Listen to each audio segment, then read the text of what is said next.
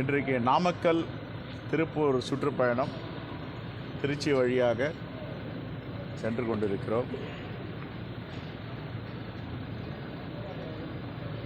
இன்று காலை திரு சிவந்தி ஆதித்தனுடைய பிறந்தநாளில் தமிழ்நாடு காங்கிரஸ் கமிட்டி சார்பாக அவருக்கு மலரஞ்சலி செலுத்தியிருக்கிறோம். இன்னும் ஒரு வாரத்தில் தொடர்ந்து அவதூறுகளும் மிரட்டல்களும் விடுத்து வரும் பாசிச பாஜகவை கண்டித்து இந்தியா கூட்டணி சார்பாக ஒரு மாபெரும் மாநாடு நடத்த இருக்கிறோம். அதில் Dravida Munnetra Kazhagam, CPM, CPI, VCK, IUML, Kongu Nadu Makkal கட்சி, மனிதநேய மக்கள் கட்சி, எங்களுடைய இந்தியா கூட்டணியில் உள்ள அனைத்து தலைவர்களையும் அழைத்து எங்கள் தலைவர் ராகுல் காந்தி அவர்களை பேச விடாமல் மௌனமாக்குவதற்கு முயற்சி செய்து கொண்டிருக்கின்ற பாஜகவை கண்டித்து RSS உடைய திட்டங்களையே கண்டித்தும் மாபெரும் மாநாடு நடத்த இருக்கிறோம். அதில் மாண்புமிகு முதலமைச்சர் அவர்களை கலந்து கொள்ள அழைப்பு விடுக்க இருக்கிறோம். ரைட். ஆனால் இப்போ இந்த திமுக கூட்டத்தில் வந்து விசிக இல்லாட்டி வட மாவட்டங்களில் வெற்றி பெற முடியாதுன்னு சொல்லி விசிக துணை பொதுச்செயலாளர் அதை நீங்கள் எப்படி பாருங்கள்? அதுக்கு அவங்களுடைய பொதுச் செயலாளர் பதில் சொல்லியிருக்காரு திரு ரவிக்குமார் அவர்கள். இப்போ தான் படித்தேன் காலையில். அது அவருடைய உட்கட்சி பிரச்சனை. அதில் காங்கிரஸ் பேரியக்கம் தலையிடுவதற்கு வாய்ப்பில்லை. இரண்டாவது, இந்தியா கூட்டணி எஃகு கோட்டை போன்று வலிமையாக இருக்கிறது. எங்களை பொறுத்தவரை எல்லோரும் ஒற்றுமையாக இந்த பாசிச சக்திகளை விரட்ட வேண்டும். தொடர்ந்து அவர்களே அவதூறு பரப்புவது, பழி போடுவது, இல்லை என்றால் யாராவது இழித்த வாழர்கள் கிடைத்தால் அவர்களை வைத்து களமாடுவது, பாசிசத்தை திணிப்பது போன்ற திட்டமிட்டு வேலையில் ஈடுபட்டிருக்கிறார்கள். ஆகவே இப்பொழுது இந்த இந்தியா கூட்டணி என்பது வலிமையாக இருப்பதற்கு தேவை இருக்கிறது.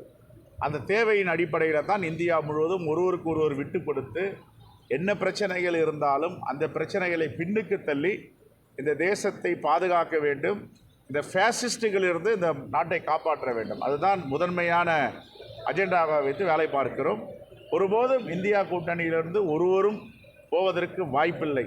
இந்த தேசத்தின் மீது நலன் உள்ளவர்கள் இந்த இந்தியா கூட்டணியை மீண்டும் மீண்டும் மெருகேற்றுவதற்கும் கட்டமைப்பை வலிமைப்படுத்துவதற்கும் உறுதுணையாக இருப்பார்கள்.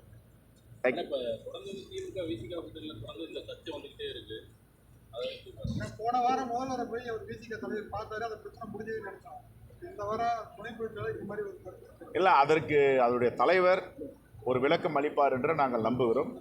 சரியான விளக்கத்தை அவர் தருவார், தகுந்த நேரத்தில் விளக்கம் தருவார். தேங்க்யூ. ஆனால் நான் ஒன்றும் இப்போ துணை முதல்வராக வந்து உதயநிதி ஸ்டாலின் அறிவிக்கிற மாதிரி சொல்கிறாங்க. அரசியலில் வந்து அமைச்சர்கள் வந்து அதாவது ரொம்ப கிழமை வந்து ஒரு அரசியல் வந்து முதிர்வு அமைச்சராக நிறைய பேர் இருக்காங்க. அவங்கள அறிவிக்காது நீங்கள் எப்படி பார்க்குறீங்க? அதாவது ஏமாற்றம் இருக்காது, மாற்றம் இருக்குன்னு சொல்லியிருக்காரு. இல்லை, இப்போது இது திராவிட முன்னேற்ற கழகம் ஆட்சி என்பது தமிழ்நாட்டின் பெரும்பான்மை மக்களால் தேர்ந்தெடுக்கப்பட்ட ஒரு ஆட்சி. ஒரு அமைச்சரவை இருக்கிறது. அவர்களை எதை வேண்டுமானாலும் முடிவு செய்யலாம்.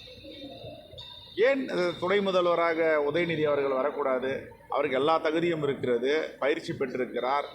அமைச்சராக இருந்து சிறப்பாக பணியாற்றி கொண்டிருக்கிறார். நேற்று கூட சென்னையில் முதல் முறையாக தமிழ்நாட்டின் வரலாற்றில் சென்னையில் இலவசமாக நகர்ப்புற மேம்பாட்டு வாரியத்தின் அமைச்சகம் சார்பாக வீடுகளை வழங்கியிருக்கிறார்கள். அவர் வருவதை காங்கிரஸ் பேரியக்கம் வரவேற்கிறது. துணை முதல்வராக வெகு விரைவில் அறிவித்தாலும் மகிழ்ச்சி தான். நான் தான் சொல்கிறேன்னே, அந்த ஃபேசிஸ்டுகள் தலைவர் ராகுல் காந்தி அமெரிக்காவில் என்ன பேசினாரோ அதை சொல்லாமல் திரித்து பேசி தவறான முறையில் வழிநடத்துகிறார்கள்.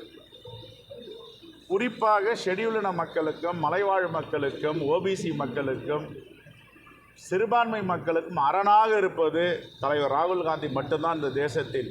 இது ஒட்டுமொத்த மக்களுக்கும் முகமாக குரலாக இருக்கிறார். எதையோ சிதைத்தார்கள். இப்பொழுது எங்கள் தலைவர் ராகுல் காந்தியுடைய பேச்சுக்களையும் கருத்துக்களையும் சிதைக்க முயற்சி செய்கிறார்கள். ஒருபோதும் இந்திய தேசத்துடைய மக்கள் அனுமதிக்க மாட்டார்கள். நன்றி, தேங்க்யூ. விஜய் வரவு வந்து திமுக ஓட்டுக்கு பாதிப்பு இருக்குன்னு சொல்லிட்டு அரசியல் கட்சிகள் சொல்றாங்க. எப்படி பாதிப்பு வரும் திமுக? அரசியல் கட்சிகள் சொல்லிக் கொண்டிருக்காங்க. உங்களோட கருத்து? சரி, நான் உங்களுக்கு பத்திரிகையாளருக்கு சொல்கிறேன். ஆந்திராவில் வந்து ஒய்எஸ் ராஜசேகர் ரெட்டி முதலமைச்சராக இருந்தார். எல்லோரும் சொன்னாங்க 5 வருஷம் முடிஞ்ச உடனே ஆன்டி இன்கம்பன்சி இருக்குது, அவர் வெற்றி பெறுவதற்கு வாய்ப்பில்லை அப்படின்னார். ஒரு முறை 5 ஆண்டுகளுக்கு ஒரு முறை ஆன்டி இன்கம்பன்சி வரும். இவர் பிடிக்கல, போடக்கூடாதுன்னா எதிர்கட்சிக்கு போடணும். ஆனால் ஆந்திராவில் என்ன நடந்தது? சிரஞ்சீவி கட்சி ஆரம்பித்தார், பிரஜா ராஜ்யம். எல்லோரும் இவருக்கு பிடிக்காதவங்க பிரஜா ராஜ்யத்துக்கு ஓட்டு போட்டாங்க. சிரஞ்சீவிக்கு எங்கேயோ எதிராக போகிற ஓட்டு வந்து வேறு திசைக்கு மாற்றப்பட்டது. ஆகையால் மீண்டும் ஆட்சிக்கு வந்தார். அந்த நிலை கூட ஏற்படலாம் இல்லையா?